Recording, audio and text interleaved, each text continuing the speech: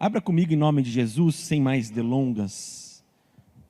Palavra antiga, né? Sem mais delongas. Lucas capítulo 8.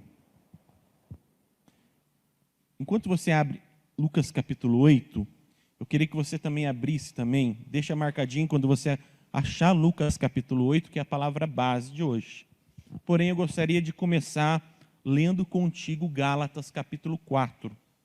Lucas capítulo 8, mas nós vamos ler o começo agora em Gálatas capítulo 4. Pegando aí esse ensejo aí que o apóstolo falou, fica firme na fé. Exatamente hoje a palavra é essa, irmãos. Como descansar diante da tempestade. A gente tem que aprender a descansar diante da tempestade. Jesus fez isso, mas como chegar a esse patamar, né? Porque é uma coisa a gente ver Jesus descansando em meio ao caos, né? Todo mundo vai morrer, ele está lá tranquilão. E assim, como chegar a esse patamar? Como chegar a esse nível? Porque assim a gente não nasce pronto, irmãos. Mesmo que a gente conheça a Deus, há um processo para ser trilhado. Por isso mesmo os apóstolos, por exemplo, Pedro, apesar que Pedro andou sobre as águas, ele teve uma revelação incrível que Jesus era o Senhor realmente. Porém, Pedro não estava pronto ainda para o ministério. Ele negou Jesus lá no futuro. Ou seja, ele tinha muito que aprender ainda. E aí Gálatas capítulo 4 diz assim, Gálatas capítulo 4, versículo 1. Quem achou, diga amém aí, diga amém para mim. Está escrito assim, eu digo, pois, que todo tempo em que o herdeiro é menino, olha só, presta atenção, que todo tempo que o herdeiro é menino, em nada difere do servo. Em outras traduções, em nada difere do escravo, ainda que seja senhor de tudo. Mas está debaixo dos tutores e curadores até o tempo determinado pelo Pai. Assim também nós, quando éramos meninos, estávamos reduzidos à servidão, debaixo dos primeiros rudimentos do mundo. Mas vindo a plenitude dos tempos, Deus enviou o seu Filho, nascido de mulher, nascido sob a lei, para remir os que estavam debaixo da lei, a fim de recebermos a adoção de filhos. Até aí, irmãos. O que quer dizer isso? Você percebeu aqui Paulo falando à igreja de Gálatas, falando assim, ó, o menino, apesar de ser herdeiro de tudo, ele não está no tempo ainda de governar, de desfrutar daquilo que ele tem por herança. Porém, vai chegar um tempo que ele vai estar maduro o suficiente, onde o pai dele vai liberá-lo para desfrutar. Ou seja, uma criança não está no tempo, amado, de poder aí desfrutar de todas as coisas, digamos assim, na prática, né, de Deus. E o que quer dizer isso? O que Deus tem falado conosco e comigo? Que Deus, amado, muitas vezes Ele permite circunstâncias difíceis na nossa vida para trazer a gente à maturidade da fé. A gente não consegue ter uma fé madura se a gente não passar por provações. A Bíblia diz em Atos, lá em Atos dos Apóstolos, não sei se é Atos ou Tiago, não lembro, perdão, que ele fala, antes da gente entrar no reino dos céus, é preciso passar por muitas tribulações. Por que é preciso passar por muitas tribulações? Para que a gente aprenda a amadurecer na fé. Aprenda que diante da adversidade, a gente pode descansar mesmo na tempestade, porque Deus está conosco. Verdadeiramente nós temos autoridade para repreender a tempestade. Mas enquanto isso não acontece, a gente é menino. A gente acaba sendo governado pela circunstância. E Deus, amado, te trouxe aqui para te falar que nós somos governados por Ele e pela Sua palavra. Não andamos por vista, mas andamos por fé.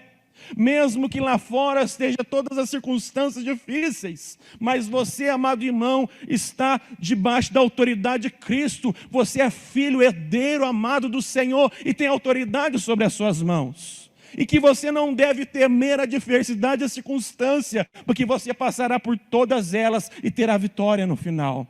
Por isso, fica firme na fé, como a palavra do apóstolo nessa noite. Fica firme na fé, não está nada perdido. A tempestade pode estar vindo afundando o barco, mas Deus está conosco. A tempestade pode estar vindo, as vozes estavam falando para todos os lados, e vai dar ruim, mas para a igreja nunca dará ruim. Como diz o Billy Graham, o nosso irmão falecido Billy Graham, na última página da Bíblia, Jesus falou que vai dar tudo bem. Mas é na última página, ou seja, nós vamos passar por circunstâncias difíceis. E aí então, você entendendo isso, lá em Lucas quer dizer capítulo 8. Vamos lá, Lucas capítulo 8, é uma passagem bem breve, mas para você entender, então Deus está chamando a igreja à maturidade. Porque quando a gente é maduro na fé, a gente tem a autoridade de Cristo. A gente vai falar em nome de Jesus, abre a porta vai abrir. Em nome de Jesus, sai demônio, o demônio vai sair.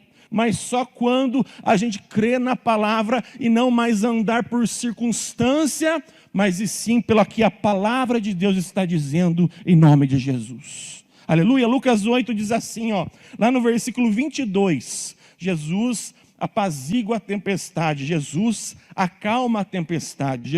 Lucas 8, 22, quem achou diga amém.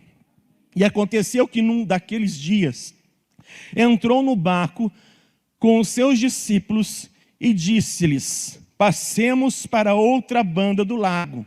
Tem outras traduções, passemos para outra margem do lago, ou para outra margem do mar, porque apesar que é um lago, é o mar da Galileia. E a Bíblia diz, e partiram. Versículo 23, e navegando eles, adormeceu. Quem que adormeceu? Jesus. E sobreveio uma tempestade de vento no lago, e o barco enchia-se de água, estando eles em perigo. Tem outras traduções que estando o barco a pique, a ponto a afundar, de tanta água que estava entrando no barco.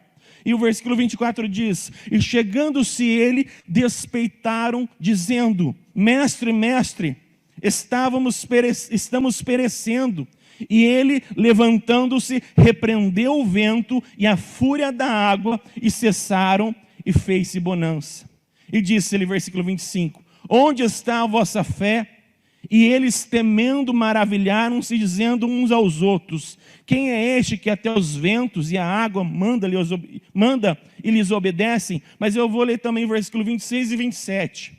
E navegando até a terra dos Gadarenos, que esta defronte da Galileia, e quando desceu para a terra, saiu-lhe ao encontro, vindo da cidade, um homem que desde muito tempo estava possesso de demônios, e não estava vestido, nem habitavam em qualquer casa, mas nos sepulcros. Versículo 28 para acabar. E quando viu Jesus, prostrou-se diante deles, clamando e dizendo em alta voz, que tenho eu contigo, Jesus, Filho do Deus Altíssimo? Peço-te que não me atormentes, diz a palavra de Deus. Irmãos, eu fiz propositalmente, eu li além da conta. Sabe por quê? Que muitas vezes a gente lê somente um ponto, e Deus quer falar algo no contexto total, que a gente não entende por que passamos por adversidade. E aqui tem uma resposta muito clara da adversidade que eles passaram, mas antes de chegar ali, o que aconteceu? Jesus, ele pregou ali na Galileia, enfim, e no versículo 22 ele deu uma ordem aos seus discípulos. Qual que foi a ordem? Pegamos o barco e passamos para outra, para onde? Para outra margem. Ou seja, Jesus deu uma ordem, sim ou não? Foi a ordem do homem? Não, foi a ordem de Jesus. Ou seja, Jesus deu uma ordem, vamos para outra margem. E o que os discípulos fizeram? Não, vai chover, nós vamos ficar aqui. Foi assim que os discípulos falaram, sim ou não? Não, eles obedeceram o que Jesus falou. Primeiro ponto, irmãos, mesmo que a gente obedece o que Jesus falou, isso não vai nos privar, nos poupar da adversidade que está vindo. Ou seja, eu estou obediente, Jesus, eu não posso passar por isso. Eu estou doente, por que eu estou passando por isso? Eu sou fiel. Não, irmãos, isso não quer dizer que você não vai passar por isso. Quer dizer que você vai passar com vitória por isso. Quer dizer que você vai passar não sozinho por isso. Quer dizer que você vai ter um milagre que você nunca desfrutou. Quer dizer que você vai criar experiência e maturidade com isso. Quando você chegar no final, você vai ter autoridade sobre essa circunstância. isso que vai ter na sua vida, mas não vai lhe garantir que você não vai ser poupado por isso.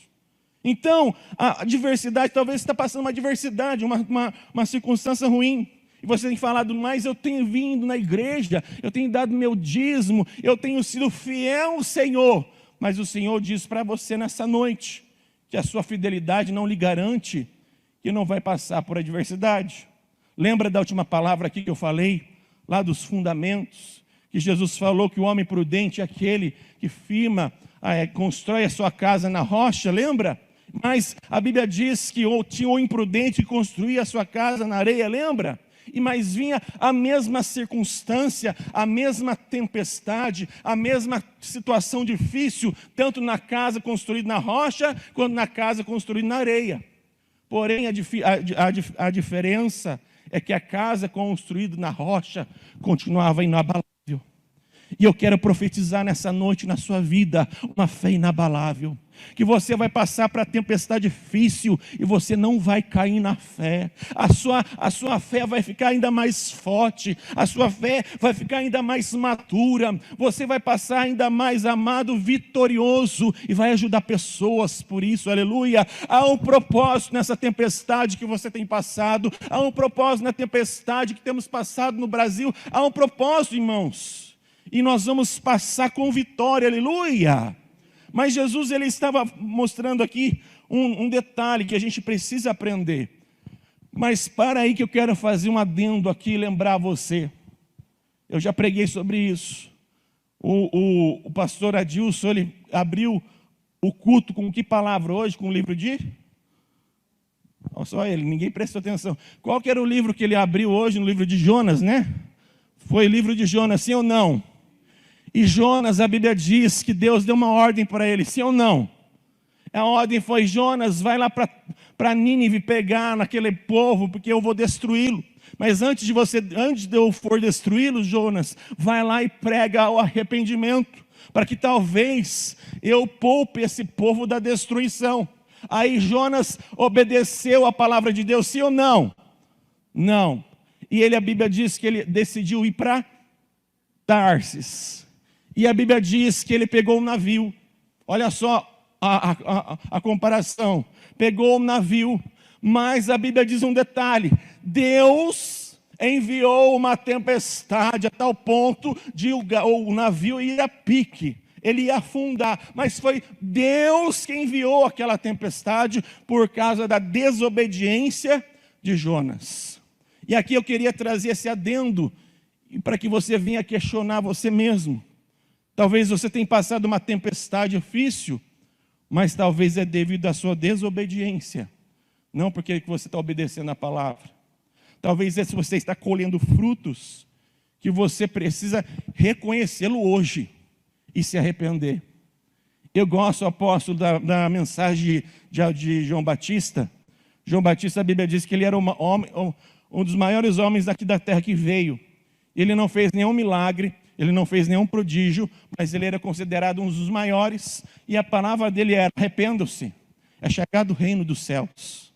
Ou seja, ainda dá tempo de arrepender. Talvez essa tempestade que você tem passado é um fruto de desobediência, e dá tempo de cessar essa tempestade, porque a Bíblia diz que aquele povo lá do navio lançou sorte para ver quem que era o problema daquele navio, e o problema era Jonas. E a Bíblia diz, pode me jogar aí no mar que vai cessar o problema. Jogou no mar, a tempestade foi embora.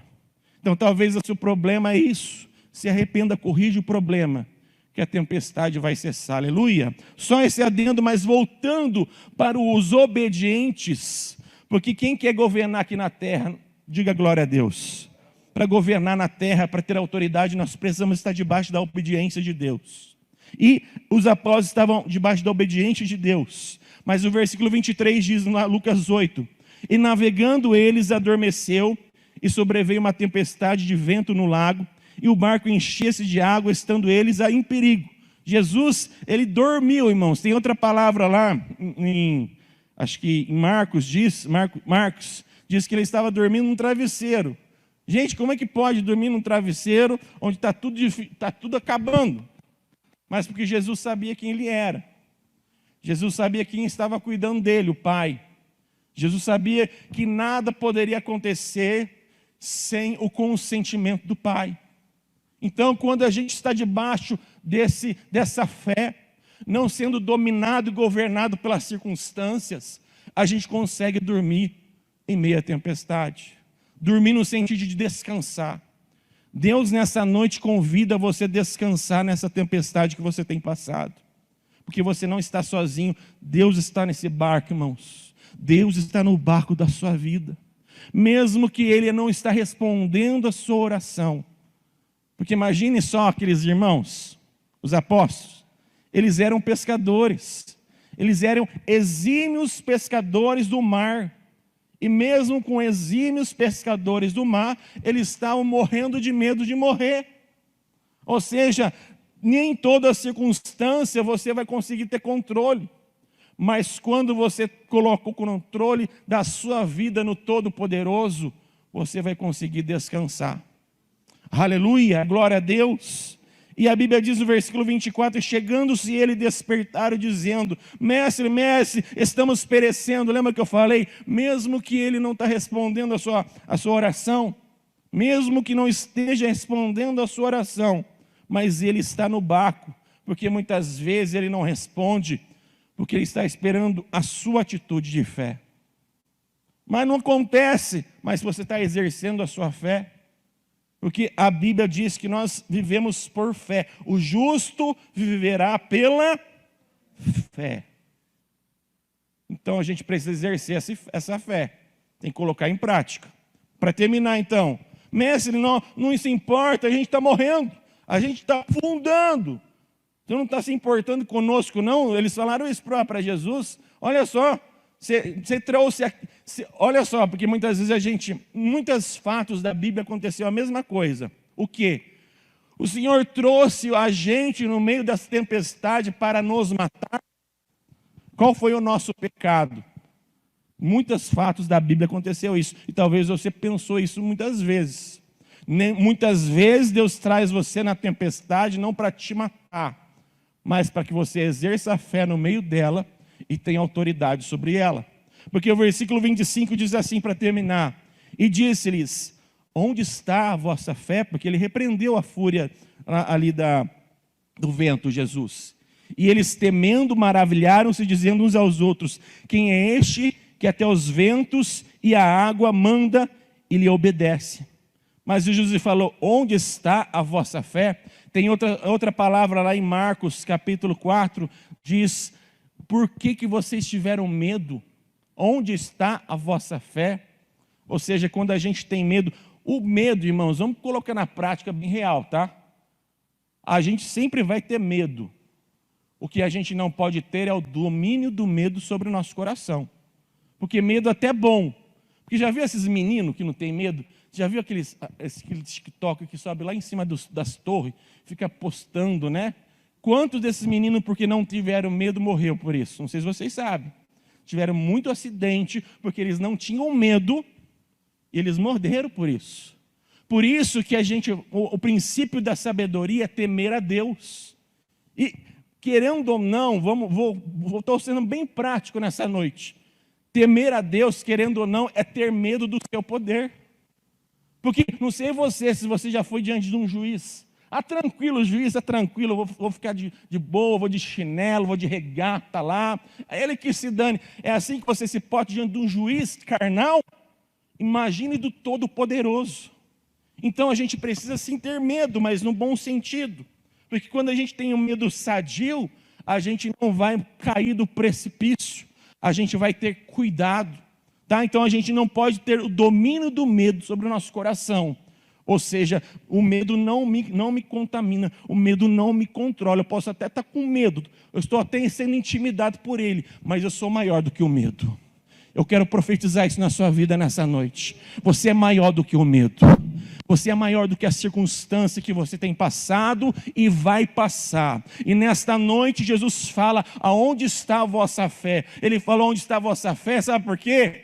Porque não era para vocês terem me acordado, era para vocês exercer essa fé que eu tenho ensinado para vocês. Eram vocês que tinham que repreender essa tempestade e não eu. era vocês, com a fé que vocês têm, vocês iriam conseguir também repreender essa tempestade. E vocês não fizeram. Ai meu Deus, o que vai acontecer comigo amanhã? Não, hoje você vai sair daqui, você vai declarar com a sua fé, a porta que não estava abrindo, ela vai se abrir em nome de Jesus. O inimigo estava se andando sobre os meus filhos, hoje vai bater em retirada, Satanás, porque é o Filho do Cordeiro que está falando, é a igreja do Senhor quem está falando, não é Lula, não é ditador, não é ninguém que possa contra a igreja do Senhor. A igreja do Senhor vai continuar crescendo no Brasil, não é juiz do STF que vai poder barrar o crescimento da igreja no Brasil. Nós cresceremos, nós profetizamos essa verdade, porque o Senhor é conosco. Nessa tempestade, o inimigo não ganhou, e o nosso barco não vai afundar, e a vitória já é nossa, para a glória do Senhor Jesus. Aleluia! Não sei se você percebeu que eu li o final ali, que ele entrou ali na terra dos Gadarenos, e aí a Bíblia diz que ele entrou e teve um homem possuído de demônio. Não sei se você percebeu, depois você lê em casa, porque Jesus ele passou, ele tinha um propósito, e quando a gente tem um propósito, a adversidade não domina a gente, porque o propósito era passar para outro lago e libertar aquela pessoa. Porque a Bíblia diz que depois que ele libertou aquela pessoa, os moradores daquela terra pediu para Jesus ir embora. E Jesus foi. Ou seja, Jesus passou aquela adversidade somente por uma alma. Mas ele passou. A igreja precisa entender que ela precisa viver de propósito e não por necessidade. Jonas não viveu de propósito. E ele teve que pagar o ingresso do navio para Tarse. Ou seja, quando a gente não está no propósito, a gente que paga as nossas contas. Mas quando a gente está no propósito, é Deus que paga. Porque quando Jonas falou, pode me jogar no mar, ele enviou um táxi, que era a baleia lá, o peixe grande, que levou ele gratuitamente para Nínive. Olha só, porque ele voltou para o propósito. Então eu termino essa palavra hoje. Volta para o propósito de Deus. Você serviu e serve para alcançar vidas. Você serve, amado irmão, para fazer a diferença onde Deus te implantou, lá naquela empresa, lá no seu trabalho, lá na sua faculdade, lá no hospital. Você é luz, Deus te implantou. Exerça e esteja debaixo do propósito, porque a provisão vai vir, a proteção vai vir e a autoridade vai vir sobre a sua vida, em nome do Senhor Jesus Cristo de Nazaré. Aleluia! Vamos colocar de pé, igreja, nós vamos orar, continuar repreendendo todo o mal, e que a igreja madura do Senhor se levanta nesta noite para a glória de Jesus. Aleluia! Convido o apóstolo para estar orando conosco, e Deus abençoe poderosamente a sua vida.